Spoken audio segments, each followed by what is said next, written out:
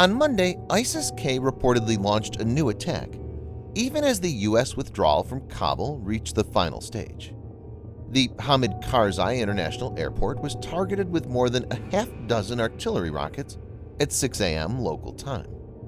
The rockets were fired from a location 2 to 4 miles to the west in the Lab-e-Jar area of Kabul, well within the city limits and technically under Taliban control.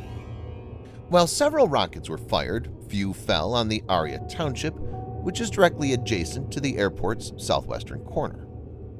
5 rockets streaked toward Kabul International Airport, where evacuation flights remained underway and were successfully taken out by U.S. Army's C-RAM, or Counter-Rocket Artillery Mortar system, deployed in the base. In this video, Defense Updates reports on the Centurion C-RAM system that intercepted ISIS-K rockets. Let's get into the details. This video is sponsored by War Thunder. If you are, like us, fascinated by military vehicles and technology, I recommend you give War Thunder a try.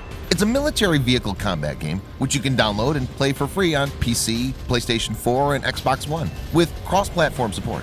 It has a huge variety of more than 1,200 playable aircraft, tanks, helicopters, and ships from the 1930s to the 1990s, which you can take to battle on land, in the air, and at sea on more than 80 theaters of war.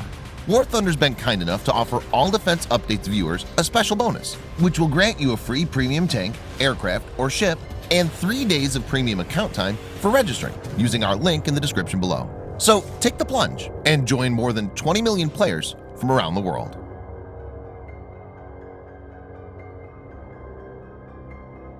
As per reports, the projectiles were Type 63-2 rockets, or a regionally manufactured clone. The Type 63HE fragmentation spin-stabilized rocket is an electronically initiated rocket incorporating a highly explosive fragmentation warhead. It's normally fired from a trailer or truck-mounted multiple launchers, but may also be fired from single-tube launchers mounted on small boats and vehicles. It's a barrage weapon used against personnel and material. The rocket has a diameter of 107 millimeters, has a 1.3 kilogram or 2.9 pound TNT warhead, and a maximum range of 5 miles or 8 kilometers.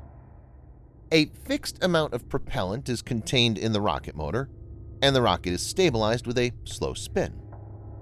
These rockets are generally not accurate, but since the warhead is of decent size, these can inflict significant damage if one lands near a building, vehicle, or personnel.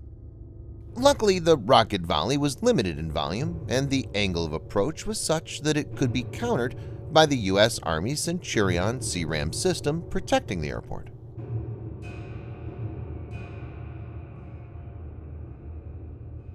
The Centurion is a land-based variant of Phalanx close-in weapon systems mounted on U.S. Navy warships, intended to serve as a last-ditch defense against incoming anti-ship missiles. Seeking a solution to continual rocket and mortar attacks on bases in Iraq, the U.S. Army requested a quick-to-field anti-projectile system in May 2004 as part of its counter-rocket artillery mortar initiative. The end result of this program was the Centurion.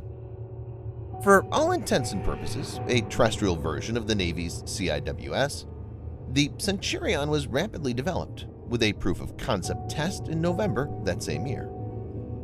Deployment to Iraq began in 2005, where it was set up to protect forward operating bases and other high-value sites in and around the capital, Baghdad. In 2008, there were more than 20 Centurion systems protecting bases in the U.S. Central Command area of operations. A Raytheon spokesman told the Navy Times that 105 attacks were defeated by the systems, most of them involving mortars. Based on the success of Centurion, 23 additional systems were ordered in September 2008.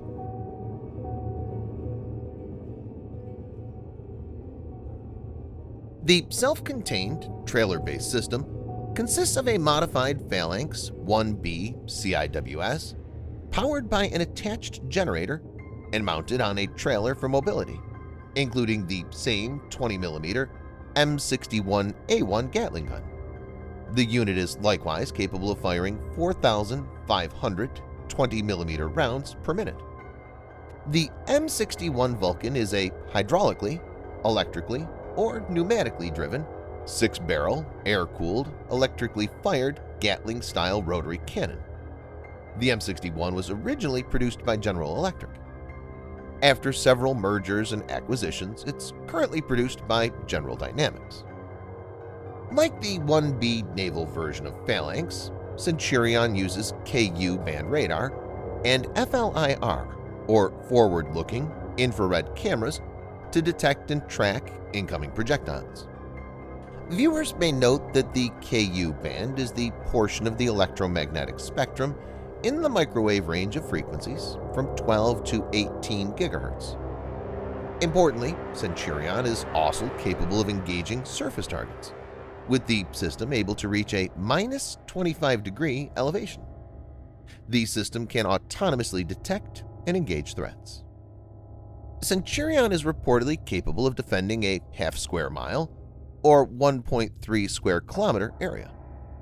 One major difference between the land and sea-based variants is the choice of ammunition.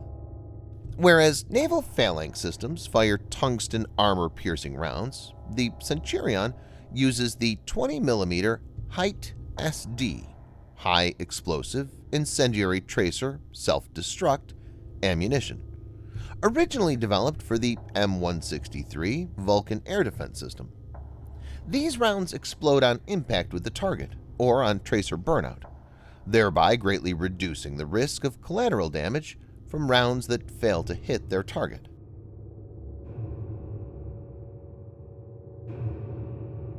Centurion is a robust system.